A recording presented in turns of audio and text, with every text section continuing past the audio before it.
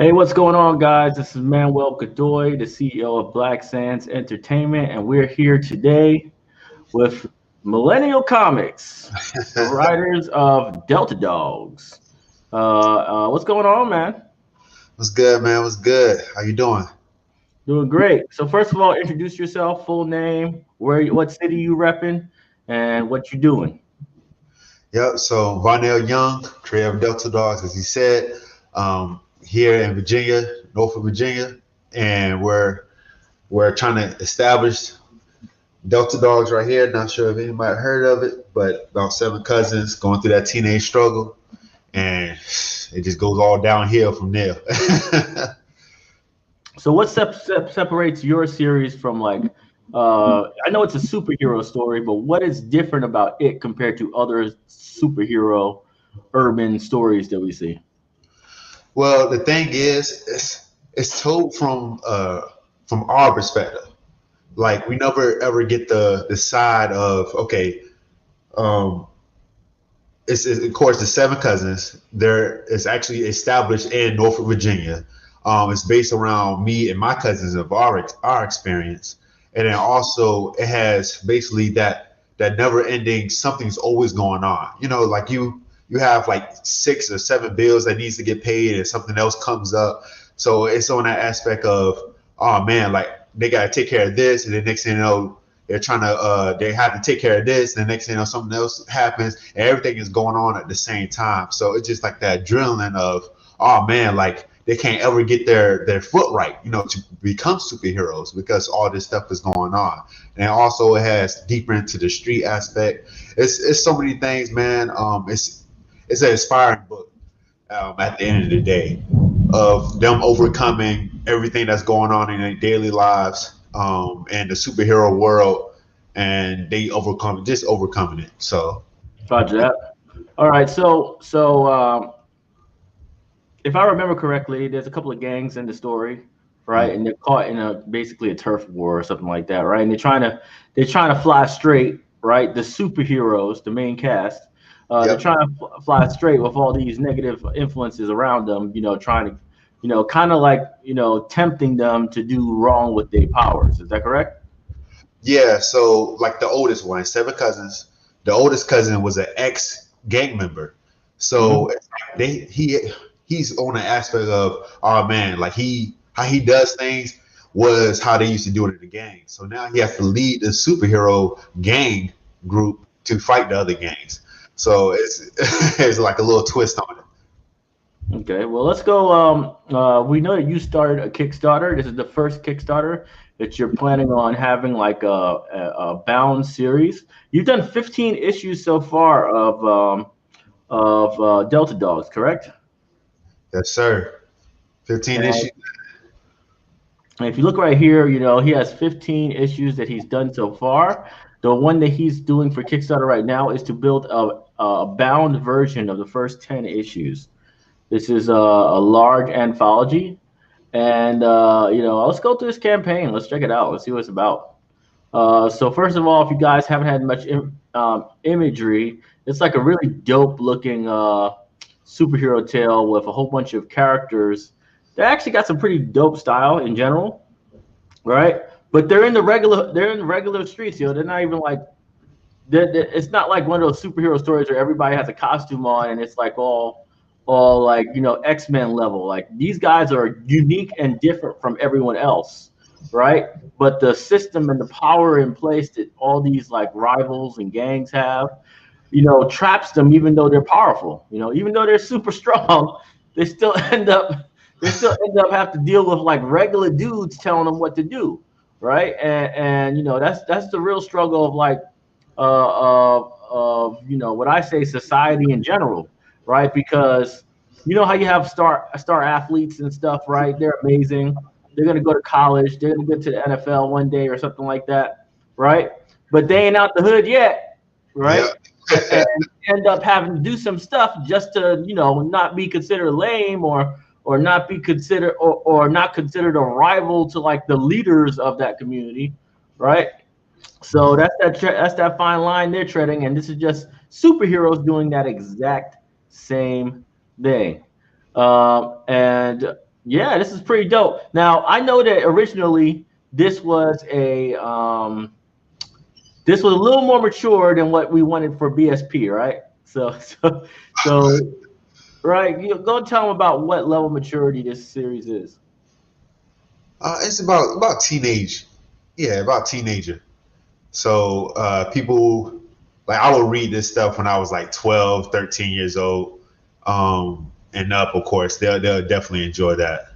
So whoever like Spider-Man, the animated series, that adult Spider-Man or Peter Parker, growing up, going through the everyday struggles. That's the type of level of maturity. Got you.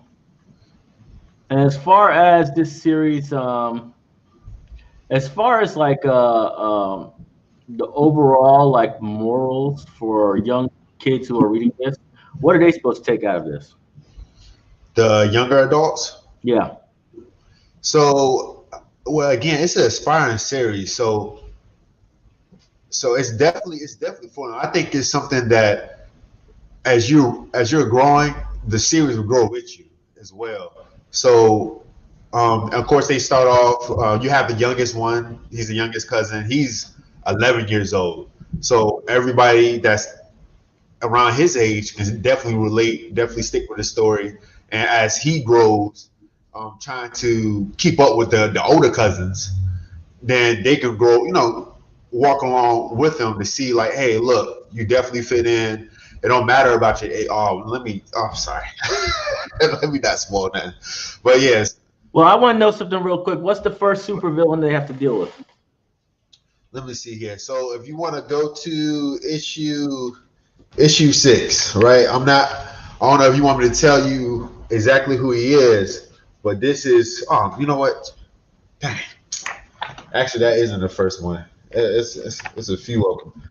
Well, they actually run into basically like a secret military group. Nobody really knows about them, but they're a part of the U.S. For some reason, they're not helping the Delta dogs figure out what's going on with their bodies. They're actually trying to manhandle and capture them. And it's like, yo, like you're supposed to be part of the U.S. military. What's going on? And I never even heard about your unit. So it's like they got to deal with these guys. And of course, I'm not gonna tell you what happens, but it's like they always got to watch their back of a military unit. Like, so yeah, that was one of the first villains. All right, But cool, cool, as cool, far as cool. the gangs, So they're when we talked about your series before, right, and we were talking about what was in it and what wasn't, right? One thing I did when I gave you some advice, just let you guys know too, for everybody here who's planning on using our app, Delta Dogs is an exclusive title on BSP, right? So if you didn't know that, it is one of our exclusive titles on the platform, and it's very long. Like I said, 15 issues, right? So you guys could be reading that for a minute. Right. Right now, I helped him create these tiers, right? Because I wanted to go give him a nice lean Kickstarter that people can support if they wanted to support him. First tier is just $20. It's digital comics of all 15 issues. That's 350 pages. All right, and you just get it for like 20 bucks. Pretty simple, pretty entry level, right? For anybody who wants to support on that level. Then you have the more physical stuff, right? So at 55 bucks, you get the hardcover, or not the hardcover, but the anthology for the first 10 issues. And the new title, issue 15, which is just coming out in like a week or so. That's a new book. All right. And you still get all the digitals as well, the previous tier. And then this is the one that I felt was the most important one right here. This is the $125 tier. What you get here is the original signed copies of issue 1 through 15. That's 15 physical comic books. All right. 15 physical comic books plus the digitals, right? yeah. And that's what you get right there. You get all the collector's items. This is for people who like to collect comic books. That tier is monstrous.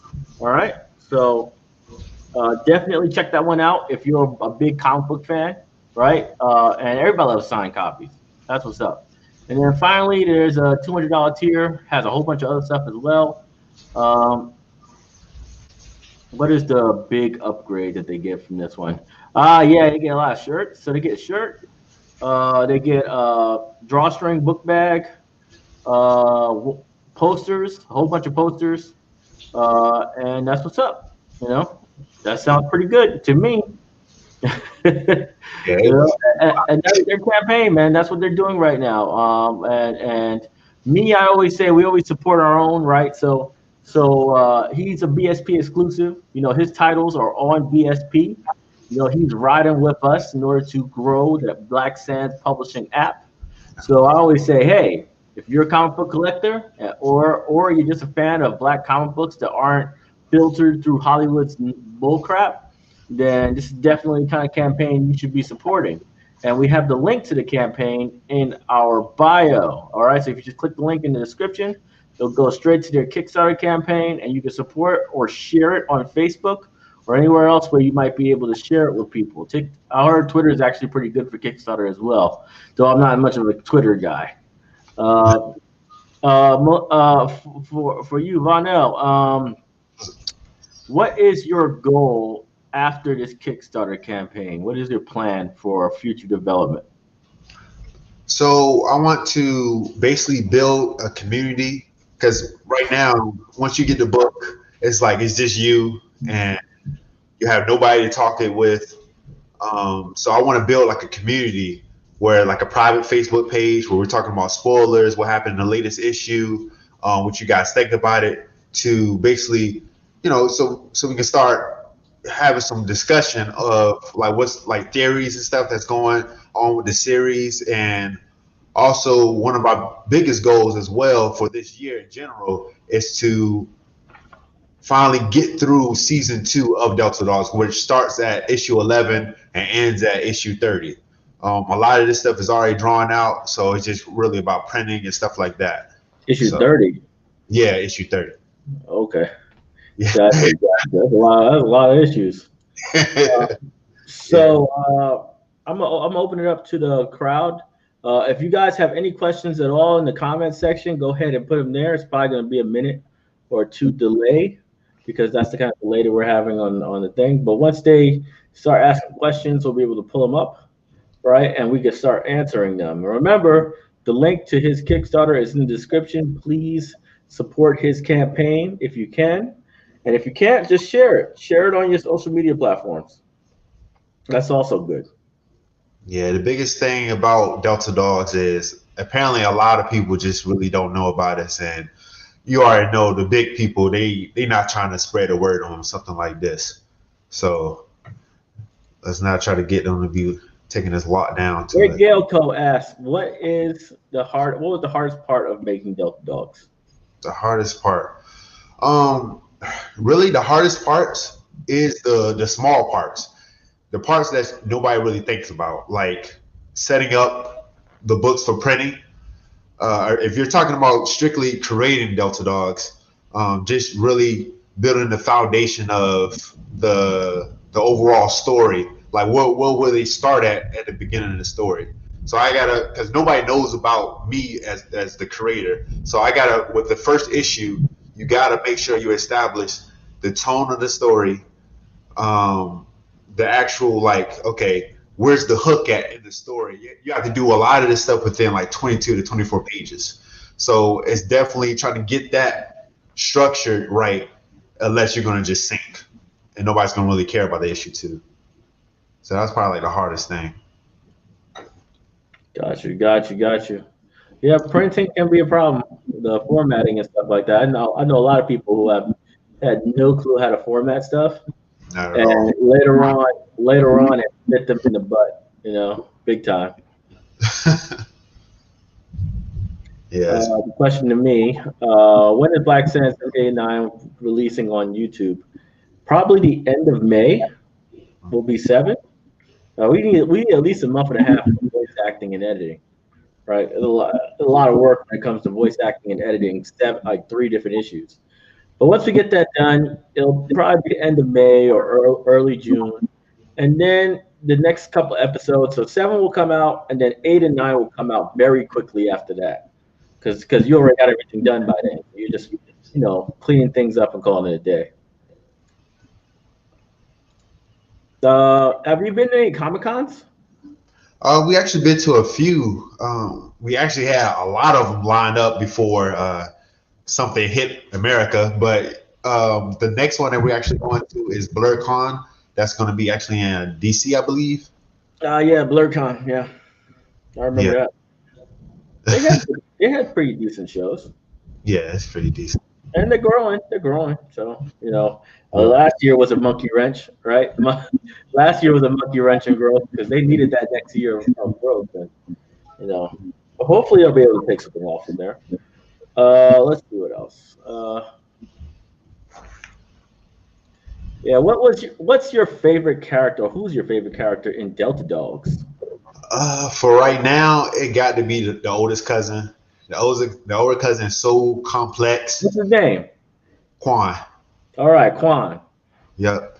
So since he's again been in that gang, and now he's trying to, instead of taking away from the streets, he wants to save the streets. It's like a complex. It's like he's fighting where like, man, I'm gonna just kill this dude. Like I'm tired of it. And then it's like, yo, let me not do that because I want to be a bad influence on my little cousins. Like it's I love that dude. Got you. um, Do you have any other genres you would like to explore? oh man, Any other this titles besides superhero? yeah, I'm about to say the superhero genre. That's not even the most complex stories that I have. It's something I want to do a twist on zombies, vampires. Once you actually take a look at it, it wouldn't look nowhere near what zombies or vampires. It's so much stuff that hasn't been done yet, and I don't want to say too much and spoil it. But I'm actually be coming out with a book that introduced the Millennial Comics universe, where we're going to be talking about everything that doesn't even have to do with superheroes. So trust me, we're gonna be talking about that real soon. And this is all the same universe? All the same universe. You'll be surprised at what I did. Like apocalypse, we have like 4 or 5 apocalyptic series, and believe it or not, it's all tied into the same universe as within Delta Dogs. It took me a year to come up with a way to come up. Some people like doing that stuff. I'm a Yeah, huge disbeliever of shared universes. Like for me, everything has to be separate. For me personally, right? But a lot of people love like this whole like cinematic universe, Marvel or something, where it's like there's so many different series of all different types of genres and stuff in the same like universe. Me personally, I've never been much of a fan of it, but a lot of people do it all the time, and there's nothing wrong with it, right? It's just not my cup of tea. Mostly because I do a lot of history, right? It's like yeah, right, it's like like sometimes the story is so differently told that there's no way you could just say, oh, it's in the same, what's it called, right? But obviously you got some pretty crazy things going on with the Delta Dogs universe. I wouldn't even say Delta Dogs universe, the Millennial Comics universe. And that's gonna be pretty cool. Let me see if we got any other ones coming in. Yeah, how'd you come up with the name Delta Dogs? that's another spoiler. That's another spoiler. The They come name up. is a spoiler? Yeah, the name is a spoiler. I'm trying to tell you, it's so many twists and turns in this series, man. I've been writing it for a couple of years now, so I I would love to tell you, trust me, but it'll all make sense too. Okay. Well, hey, thank you so much. You got calling the supporters just wanted to let us know that they supported us. Thank you so much. Really appreciate it, Carla. Oh, happy birthday! Hmm. Okay. This one. I guess I can ask you something. We have a product that is dated. When you update it, what are some practices when you have unsold products? Steep discounts, complimentary, right? You have steep discounts. You have complimentary copies, right? Sell the new product with the old product as a bonus. right? Any way to get that inventory out of there, even donations is fine, so long as you can log it in. If you have a corporation or LLC, then you can write that off. You just you just give them to a library and write it off. Yeah. So there's plenty of ways to deal with old inventory if they're not moving, if they're not selling, right? And I've dealt with it. Everybody's dealt with it who creates. There's some things that they just can't seem to sell. They just can't get it out the damn warehouse. so so uh, so that's what's up with that. Oh, by the way, I am doing that right now. So all you guys listening right here, uh, my masks are 50% off. My face mask. I got too many face masks, and we're about to get out of COVID. So you guys need to buy these face masks for $5 each. All right, all right. So half price on face masks. That's just me getting rid of old inventory, and they're really dope too. I like them. Let's see. Are there many barriers to entering comic space as African American? Of course there is. You can go ahead and explain your barriers yourself, and I can explain barriers that you'll reach once you get to my level. All right. So let me see here. How do I structure this? It's like fighting an uphill battle because not only nobody knows who I am as a creator, but also you see the color of my skin, and it's like, man, what stories can he really tell? You know, they always depict us as a negative view on TV, and it's like, man, I'm not going. So it's really tough. It's really tough. But as far as let me see, what's the most difficult thing is just really promotion. Nobody's really mentoring me except Emmanuel, and nobody really wants to deal with a just starting project. So it's really hard to, without a mentor, it's really hard to break into anything. So getting a mentor is probably like one of the best things possible with any business, of course, but especially the comic book business. Well, one thing I would say this too, like in general, the industry is very biased, right, on what they know and what they don't know. You can call it racism, you can call it risk adverse, whatever you want to call it, right?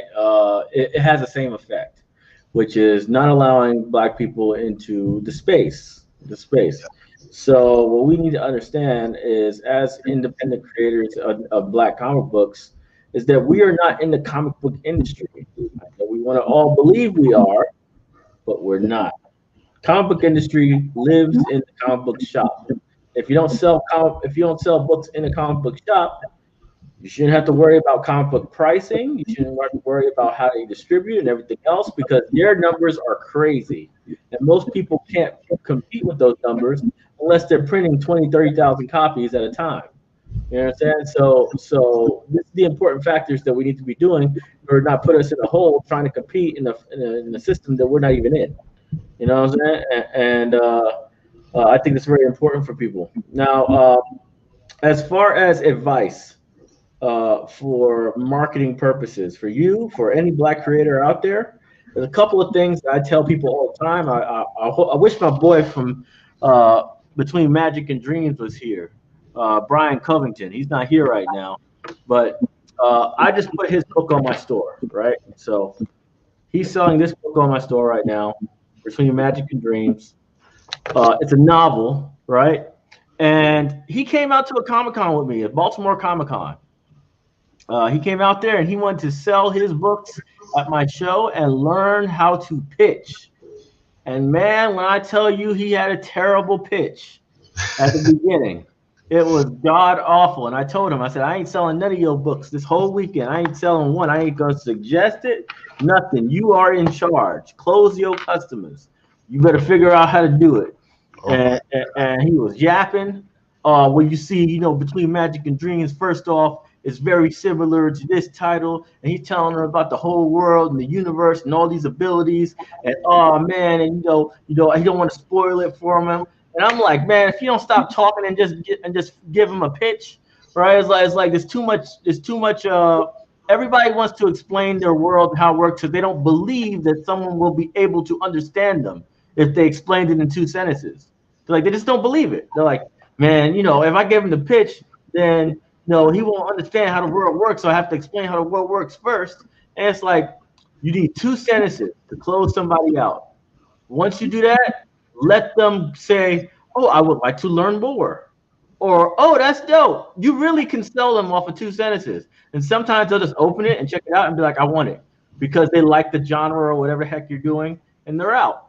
But if they don't ask for more, don't give them more, right? And don't worry about spoiling the story. Some stories have to be spoiled a little bit, right? It's like you ever watched a Hollywood trailer for a movie, right? Every last movie Hollywood trailer is always the same thing. Unless it's a movie that everybody's gonna watch no matter what, like Avengers, the second Avengers, right? When they right, Endgame. Like Endgame, there was like no trailers. They were like, it's Yeah. the that was because everybody was gonna watch it. They already knew. They were like, Amazing job for that. but the first one, right? The first one, they had to make sure that everybody they spoiled the whole damn movie because they had to make sure that people actually gave a damn about their series. So tell people what is important about your series. Uh, don't beat around the bushes. Just say, "Hey, this is crazy fight." If somebody says, "What's cool about your story?" Give them a crazy fight in the story. You got 15 issues. They can know about issue 3. That's fine. You know, and everybody out there, attack your customer. I feel like you know inspired me to give up the reason why I went with Delta Dogs. You know, inspired me, man. So I don't know if it's too late to say it now, but is it a good time to go ahead and spurt it out? All right. So in the series, Delta Dogs is basically the fourth option. You know, that's where you get Delta from. Is 4. So it's the fourth option. So the first option was like, of course, join the gang, like the oldest cousin, basically to survive in the streets and not become another statistic, and basically either get caught up in jail, join a gang, get killed by police brutality. So it's like the fourth option is, look, we're gonna fight back. We're gonna start fighting back by creating our own gang and try to get rid of the rest of the gang. So that's the fourth option. So that's why they named them Delta Dogs. Yep. So See? And that's a very simple thing. If you clean that up a little bit, you might be able to have a great pitch for your entire series. I need a lot of cleaning. Because then you can just explain like that. Hey, these kids are superheroes, and they only have a couple of options. One is to get caught in a gang war. 2 is get taken out by cops. 3 is just living the straight up crime infested streets of the hood. And they decided to go with option 4, Delta, which is become a superhero team themselves and take on the gangs directly as a force for good in a very corrupt society. That's Delta Dogs, and we're 15 issues in. Do you want it? That's how you pitch your story, and you don't explain nothing else. Nothing. You ain't gotta explain nothing. Don't show them the cover and call it a day. And I think you'll be able to pitch a lot better that way, doing that, right? And you can always refine it and do however you want. But that everybody who asks you, what is Delta Dogs? That should be your answer. You should be boom. Sound like better than the rest of the pictures that I try to come up with. So yeah, I'll go with that. Yep. So all right, guys. Remember, we want you guys supporting this campaign. Just go click the link in my bio. I'll also repost the link right now in the comment section. Right. Boom. So it's right there in the comment section. You can go there, click the link, and support his campaign. All right. He's trying to move this bad boy forward and start raising capital like he should have. Right. 15 issues in. He's paid for it all by himself. Nobody should have to do that. Help this man out. And this comic book. A lot of hours at work, man. You're going to read BSP and you're going to be like, yo, this is actually a dope series. Why the hell weren't we paying for this? Y'all going to realize it. Y'all going to realize it the second y'all see it. This is a hot series. This is a very hot series. And you're going to love it. All right. So thank you guys so much. Vonell, you got a couple last words for the crowd? Any creators out there, y'all keep striving. And any fans out there that's supporting us, thank you so much.